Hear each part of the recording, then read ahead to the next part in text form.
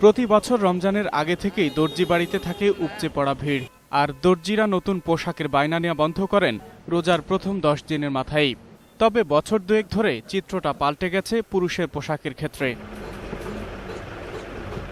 দর্জিরা জানিয়েছেন, তৈরি পোশাকের দিকে ঝোঁক বেড়েছে পুরুষের, তাই দর্জি বাড়ির দিকে পা বাড়াচ্ছেন না অনেকেই। এখন আমাদের মোটামুটি 15 দিনের কাজ ডিউ হয়ে গেছে। রমজান হিসাবে আমাদের প্রতি বছর যেটা থাকে ওই হিসাবে এই তুলনায় একটু কম আছে। আমাদের টার্গেট সবসময় থাকে যে একটা নির্দিষ্ট নাম্বার উপরে অর্ডার যতই পড়ুক আমরা ডেলিভারি দিতে পারবো। প্রত্যেক বছর একই সময় যেই পরিমাণ কাস্টমার আমরা পাই, তো এবছর আমরা সেরকম কোনো কাস্টমারই পাচ্ছি না।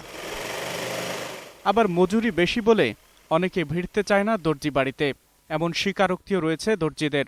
এলাকা ভিত্তিক কিন্তু অলরেডি কিছু কিছু ব্যবসা চলে গেছে।